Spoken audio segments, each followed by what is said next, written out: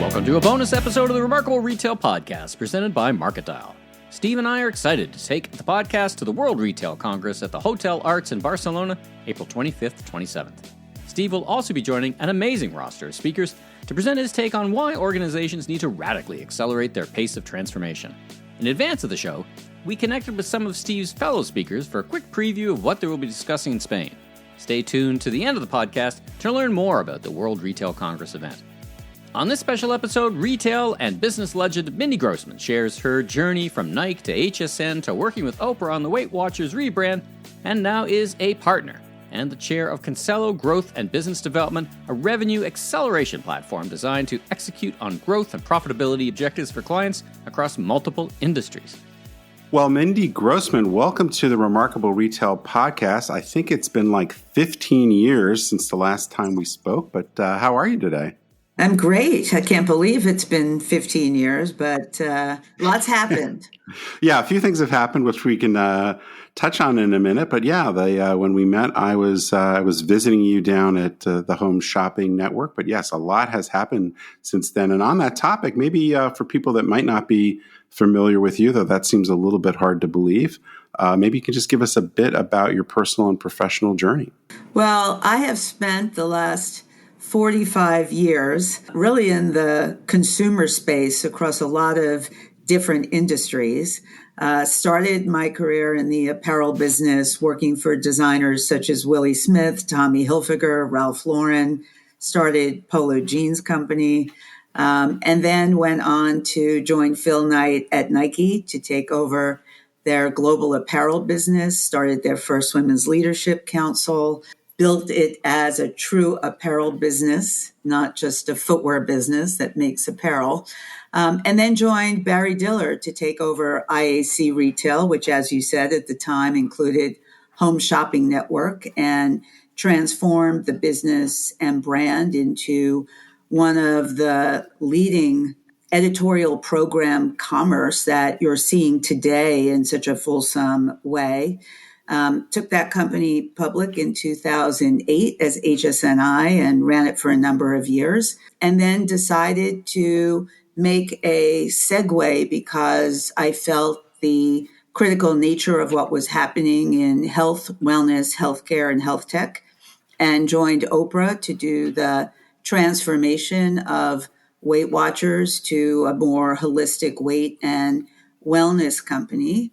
And then throughout that journey, really focused a lot on the future of retail, becoming vice chairman and ultimately chairman of the board of the National Retail Federation, joined the Digital Economy Board of Advisors at the Obama White House, and now, just in the last year, joined Consello Group to take all of that experience and now work with CEOs and teams to affect transformation. And we do high-level advisory, investment, private equity, et cetera. So definitely has come full circle. The consumer was my client for my whole career, and I was the client. And now being on the other side, it's been an incredible experience to work with talented teams, and particularly in an environment like what we're in today.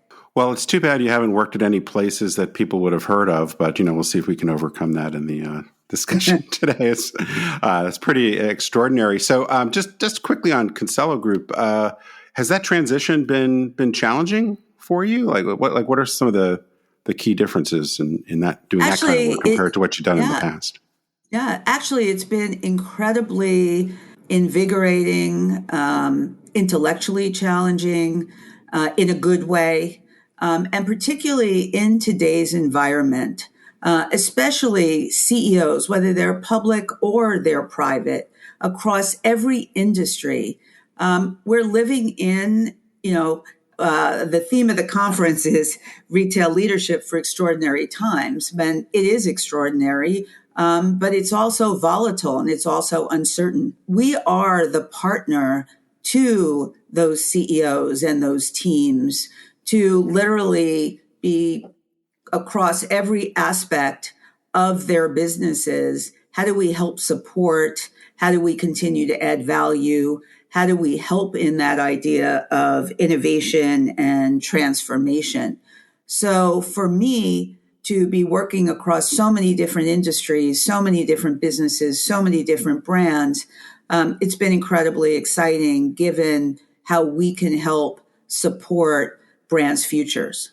Mindy, you're going to be, as you said, you're going to be one of the keynotes at the World Retail Congress. And off mic, you were saying that it wasn't your first time, and you're looking forward to getting back to it. As you know, there's a lot of conferences we can all go to. What interested you about attending that one specifically? What was it about the audience and the opportunity that attracted your attention? Michael, to your point, I have attended the World Retail Congress over many years. I've been to Berlin, to Paris, to London, to Dubai, and I'm very excited to be coming back because in every one of my experiences, there's been tremendous value, takeaways, interaction, and learnings.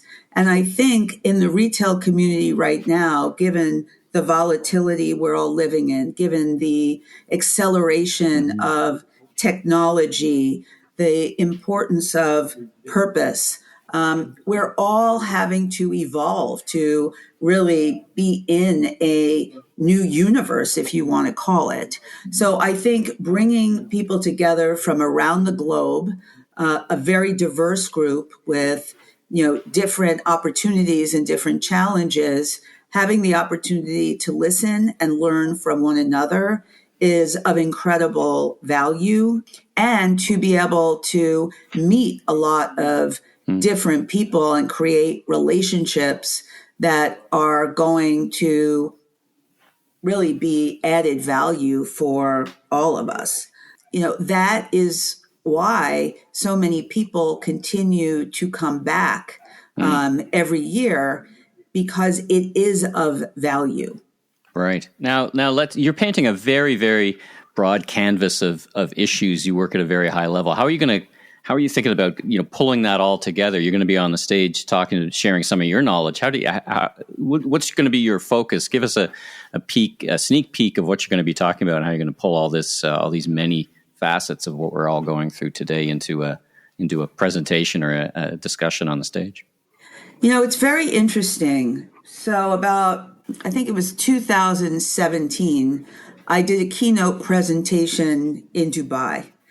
And it was this whole idea that the brands of the future are going to have to marry technology plus meaning to help people live better connected lives. So if I take that and now I fast forward it to today, that still is as important than ever. And we need to understand that as brands and businesses, how are we truly adding value to the consumer? How are we using technology in ways that are going to personalize, that are going to provide simplicity, that are going to be memorable, that are going to add value? All of those things are of critical importance. And if you look at what we've been talking about for so many years as it relates to retail, it really is about working the consumer back. It's not about this channel versus just this channel. It's truly about creating experiences for people around personalization of product, around personalization of experience, of creating community, and of creating relationships. And I think it's more important now than ever. Interesting. Now, you and I share a bit of background. And we've talked about this a little bit before. I was at the Shopping Channel in Canada, which is kind of like HSN North, very similar TV format. I can't miss this opportunity to have you on the mic and not get your thoughts about the intersection that we're seeing today about technology and community and online retail with all this live streaming home shopping. What do you make of all this? Very popular, for example, in China. It's not quite taken off yet in the way some may have thought in North America. What do you make of all this? I mean, how hard it is to sell something in that medium, but they seem to have solved at least the technology issue. Yes. What do you make of it all? I unquestionably believe this is a significant part of our future, is how are we integrating content, community, and commerce? I've been talking about this for probably 15 years. Yeah. And it is going to accelerate. You see what is happening on social platforms. And as brands, we have to understand that we have to be where the consumer is, and how they want to access and how they want ease of purchase. And it's really important that we sit back and understand how we are connecting. And if you look at where it's being done successfully in certain of the authentic influencer space or through social, or what you're talking about, what's happening in China and other markets, we definitely still have to play catch up. And part of it is understanding that it's not either or. It's got to be part of an entire retail ecosystem on how we're connecting with our consumer. And if you look at the other thing that is of value today is you want incredible consumer loyalty. You want that consumer to keep connecting with you. And to be able to do that, you have to be where they are. You have to be able to engage. And you have to be able to have effective storytelling to get people to want to create an emotional attachment and then make a purchase. And I think it's very important that this be a topic of conversation. Yeah, it's so interesting because as I often think about that media, I think about differentiators becoming table stakes, even to the payment area where, buy now, pay later kind of has come in. And in our day when we were in interactive TV retail, there was, easy pay and payments, which was a big differentiator. Now, not so much. Do you see the originators of this medium having the advantage, the leg up to figure out how to actually sell and integrate payments and do all those things? So I'm going to take a step back and answer that a little differently. If we look at, any of our businesses, for so many years, we looked at our competition as who was in our lane, right? If you were in the beauty business, it was who are the other beauty brands. If you were in the fashion business, who were the other brands, or an industrial business. The reality is that has changed. Your competition is the last great experience someone had.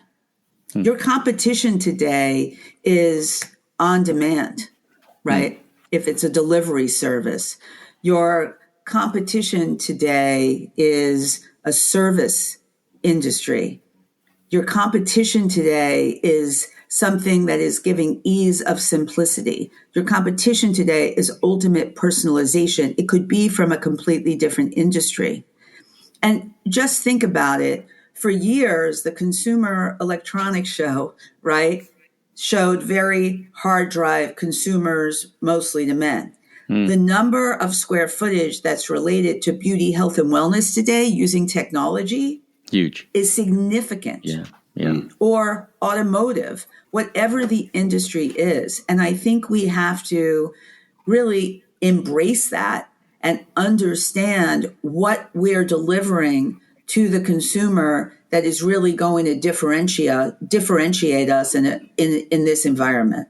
Well, that's such great advice, and there's obviously so much more we could talk about, but we want to leave a little bit in the tank for people to come hear you in Barcelona. We're excited to get to interact with you there. Just before we let you go, though, Mindy, given all your experience and given in particular that it looks like much of retail is going into what is probably going to be a pretty challenging period, are there any just general words of wisdom you'd give to our audience? Maybe one thing you'd absolutely have them focus on and maybe something else not to worry too much about that might just get people kind of distracted?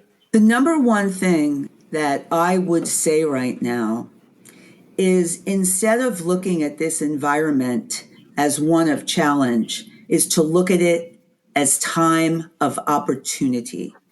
And it's opportunity to innovate, opportunity to transform, opportunity to position the brands and the business for the future, to embrace technology, and to really be open to what your business has to be and be positioned. And the reason I say that is, I took my first company public in 2008. And we decided to use it as an opportunity. Yes, everybody had to make some hard decisions, but to very strategically invest in the future. And that's why HSN was the first brand to do live streaming video on the iPhone, for example, because we segregated that, we invested, and we thought about how we wanted to come out of this. And I think everyone has to be thinking about this as the same way. And if you go back and look at the statistics, the brands during that time that leaned in, and yes, again, made hard decisions, but really focused on innovation and future, are the ones that thrived versus the ones that were more defensive and thought they'd wait it out. And if I would say to all of the attendees, no matter what business, no matter what retail, I think that's very important for the future. Well, I love that. I definitely believe that as well. And thanks so much for joining us. We will see you in Barcelona at the end of April. And very much looking forward to all the additional knowledge you're going to drop for the attendees. Thanks so much for joining us, Mindy. Thank you, and always great conversations. Since 2007, World Retail Congress has been the premier platform for in-depth research, content, and events, driving retail growth and inspiring valuable global connections. The Congress unites leaders from across the global industry for innovative, groundbreaking strategies and insights to drive success. It's the unrivaled, high-level forum for senior retailers to learn, share insights, form powerful connections, and play a key part in shaping the future of global retail. Learn more today at worldretailcongress.com.